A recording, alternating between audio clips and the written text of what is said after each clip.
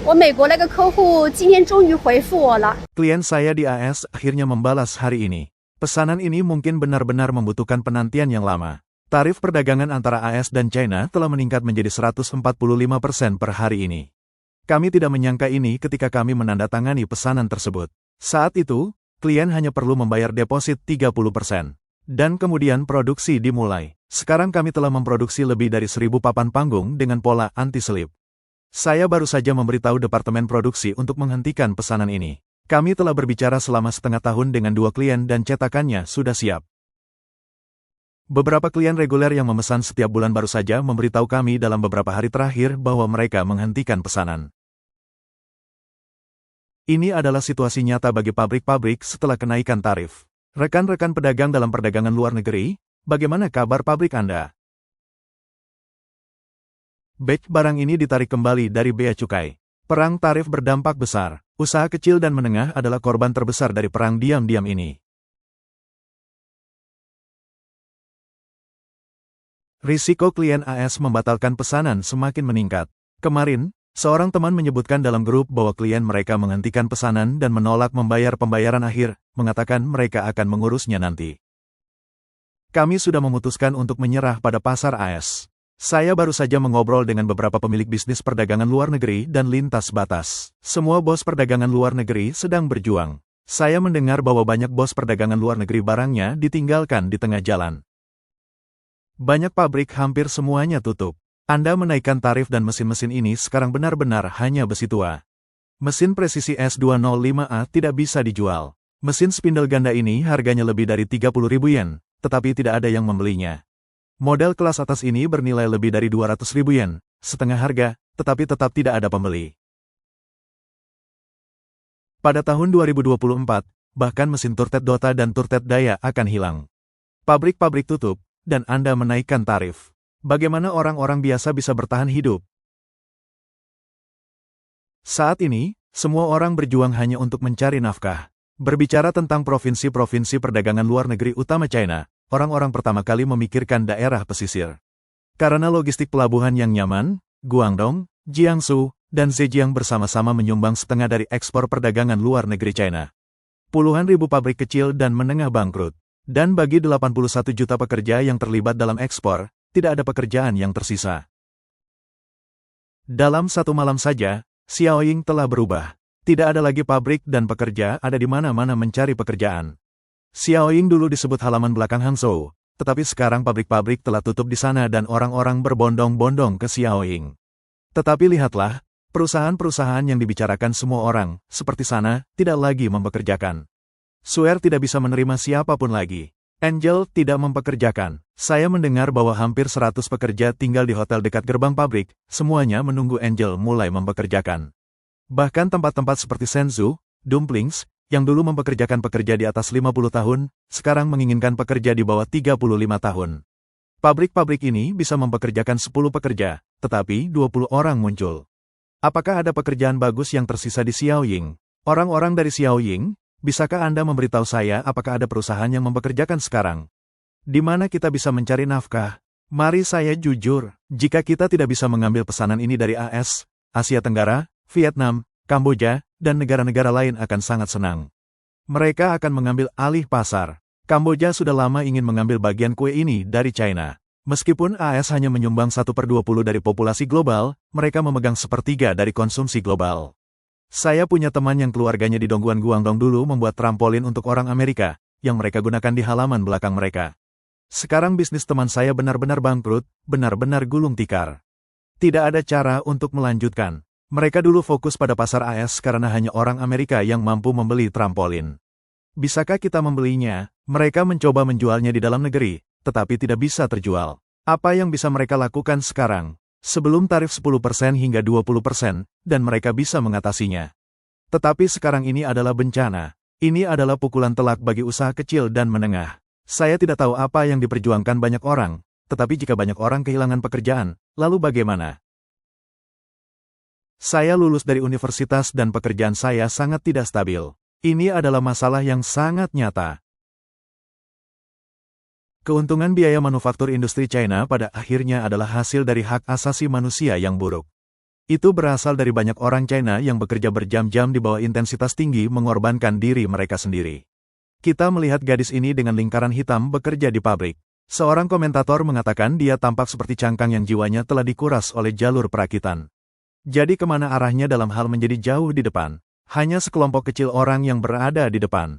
Lihatlah dunia. Hanya China yang dengan keras kepala melawan perang tarif AS. Hampir setiap negara lain bersiap untuk berbicara dengan AS karena jelas bahwa AS adalah pembeli terbesar, klien terbesar. Negara-negara lain sebagai pemasok perlu menyenangkan pembeli untuk mengamankan pesanan mereka dan mempertahankan pendapatan mereka. Mengapa China memilih untuk berdiri teguh? Apakah karena China benar-benar kuat? Menurut pandangan saya, itu bermuara pada satu hal. Pemerintah China tidak melihat rakyatnya sebagai manusia. Di mata Partai Komunis China saat ini, rakyat China kurang dari ternak dan kuda, hanya rumput liar. Apa ciri-ciri rumput liar? Rumput liar terus tumbuh kembali setelah dipotong. Selama Anda tidak mencabutnya sampai ke akar, mereka akan tumbuh lagi dan lagi. Mereka tidak pernah berhenti. Sementara itu, kelas istimewa yang menikmati pasokan khusus akan tetap tidak terpengaruh tidak peduli bagaimana perang tarif berlangsung. Mereka tidak perlu khawatir tentang pembayaran hipotek, sekolah anak-anak, kehilangan pekerjaan, pengurangan pendapatan, pengangguran, atau kenaikan harga. Siapa yang paling terpengaruh? Akibat dari berdiri teguh adalah bahwa banyak pabrik perdagangan luar negeri akan tutup, mungkin menghadapi kebangkrutan. Ini berarti industri hulu dan hilir yang terkait dengan mereka juga akan terpengaruh. Perang tarif AS-China terus meningkat. Pada tanggal 9 April Presiden Trump mengumumkan penangguhan tarif tinggi pada 75 negara di seluruh dunia, tetapi terus meningkatkan tarif pada China menjadi 145%. Pada tanggal 11 April Dewan Negara China menanggapi, menyesuaikan tarif impor AS dari 84% menjadi 125%. Pernyataan itu mencatat, pada tingkat tarif saat ini, barang-barang AS ke China tidak memiliki penerimaan pasar. Jika AS terus meningkatkan tarif ekspor China ke AS, China akan mengabaikannya. Pada tanggal 11 April, Sekretaris Jenderal PKC Xi Jinping menanggapi secara terbuka untuk pertama kalinya terhadap perang tarif, mengatakan tidak ada pemenang dalam perang tarif dan China tidak takut akan penindasan apapun. Tarif pembalasan PKC telah dinaikkan menjadi 125%. Ini menandai eskalasi lebih lanjut dalam perang perdagangan AS-China. Analis UBS menunjukkan bahwa ini secara efektif berarti keruntuhan total dalam perdagangan antara kedua negara. Kedua belah pihak tidak hanya menghadapi konfrontasi ekonomi tetapi juga kehilangan kepercayaan politik. Teman-teman, saya pikir perang perdagangan AS-China bukan lagi hanya tentang perdagangan. Situasinya menjadi jauh lebih besar. Saya menemukan bahwa Konsulat Jenderal AS di Shenyang melelang perabotan bekas. Apakah itu berarti mereka tutup? Juga, tampaknya AS secara bertahap mencoba membuat perusahaan-perusahaan China yang terdaftar di AS untuk menarik diri dari NASDAQ.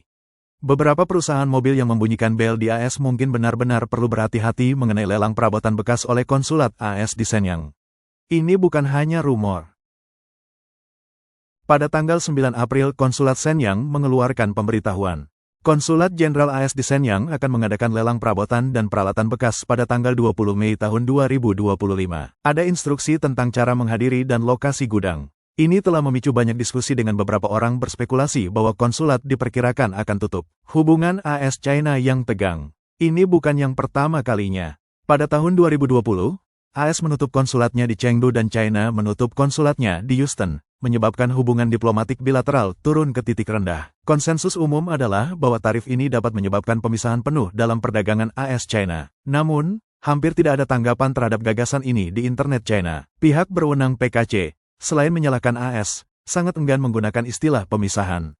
Baru-baru ini, Su Tsuyun, Direktur Institut Strategi Pertahanan dan Sumber Daya di Institut Penelitian Keamanan Pertahanan Nasional Taiwan, menyatakan bahwa jika tarif terus meningkat, akan jelas bahwa pengaruhnya ada di tangan AS. Lagi pula, AS memiliki kendali dan pengaruh pasar. Bernegosiasi dengan 75 negara kemungkinan akan memungkinkan AS untuk menggantikan rantai pasokan China. Sementara China akan mencoba mencari pasar lain dan mungkin membuat perjanjian perdagangan di luar AS, ini akan merugikan China karena ketergantungannya yang besar pada ekspor. Su Tsuyun juga menyebutkan bahwa AS akan mendapatkan keuntungan dan mempertahankan keunggulan teknologinya dengan faktor yang tersisa adalah keputusan strategis Trump.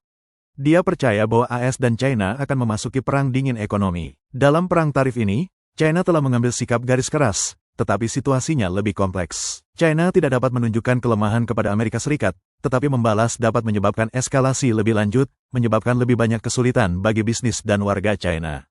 Ekonom Lee Hongqing di Institut Informasi dan Studi Strategis AS menyatakan, sejak 2012, Xi Jinping telah mendorong diplomasi prajurit serigala, dan retorika ini tidak dapat diredakan. Keyakinannya adalah bahwa Timur sedang bangkit sementara Barat sedang menurun, dan PKC ingin menggantikan AS sebagai pemimpin dunia.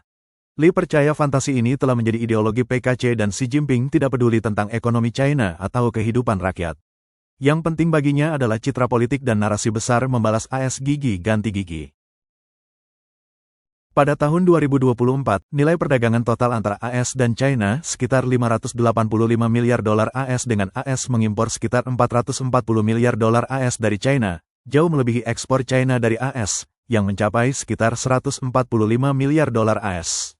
Lee Hongqing menunjukkan bahwa di antara tiga pendorong ekonomi utama China, satu-satunya yang masih berfungsi normal adalah perdagangan luar negeri dengan surplus perdagangan 300 miliar dolar AS. Pemisahan perdagangan AS-China akan semakin merugikan ekonomi China. Seorang pengguna media sosial baru-baru ini menganalisis bahwa perang tarif menandai dimulainya konfrontasi komprehensif antara AS dan China, bahkan memprediksi bahwa perdagangan mungkin mendekati nol dalam 5 tahun ke depan. Baru-baru ini, beberapa barang yang dikirim dari China ke AS telah dibatalkan oleh pembeli karena ketidakmampuan untuk menanggung tarif tinggi. Banyak barang yang telah diproduksi sekarang terjebak di gudang, mengikat sejumlah besar modal. Tekanan ini pada akhirnya akan menyebabkan kebangkrutan beberapa bisnis, memicu masalah pengangguran. Di masa depan, kehidupan akan sangat sulit bagi orang China biasa. Dilaporkan bahwa pelabuhan dan pusat ekspor utama seperti Guangdong dan Jiangsu menghadapi penundaan pengiriman yang signifikan.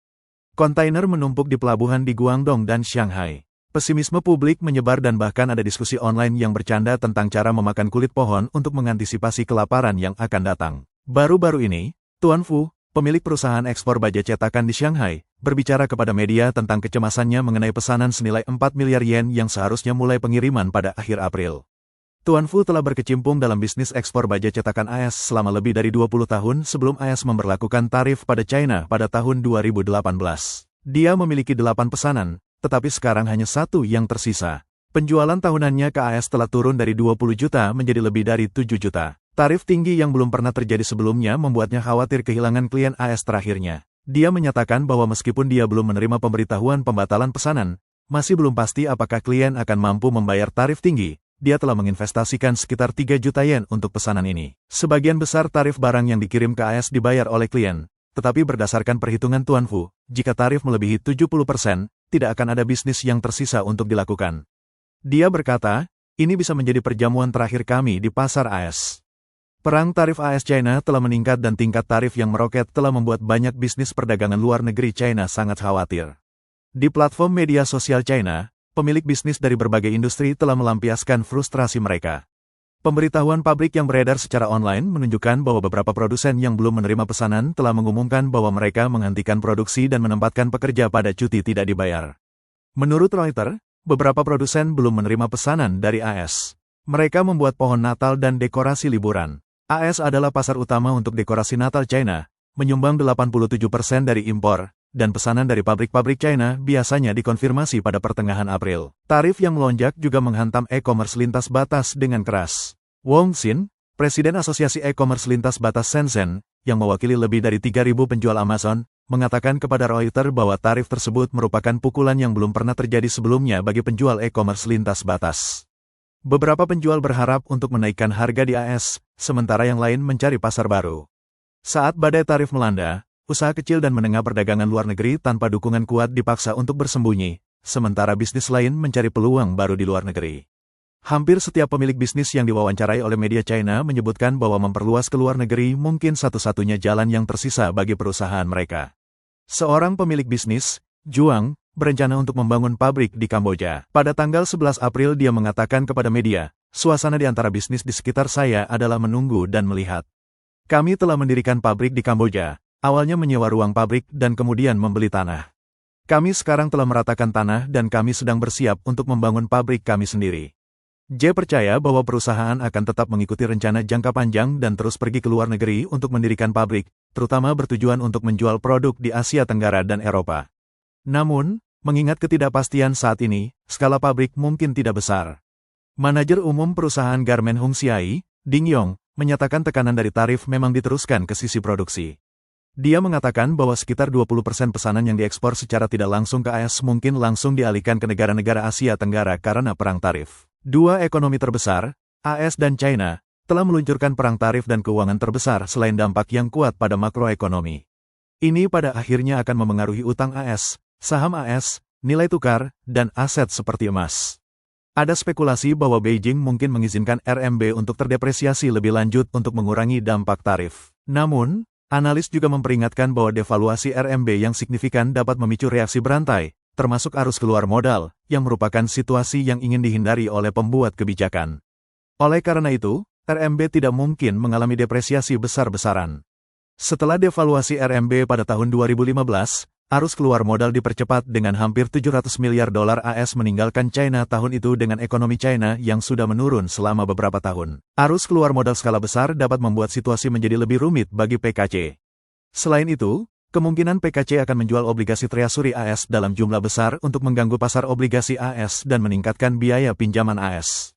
Laporan menunjukkan bahwa PKC menjual 50 miliar dolar AS obligasi treasury pada pertengahan April dan 710 miliar dolar AS sisanya akan dihapus secara bertahap. Sejak musim panas 2017, PKC telah menjual sekitar seperempat dari kepemilikan treasury AS-nya.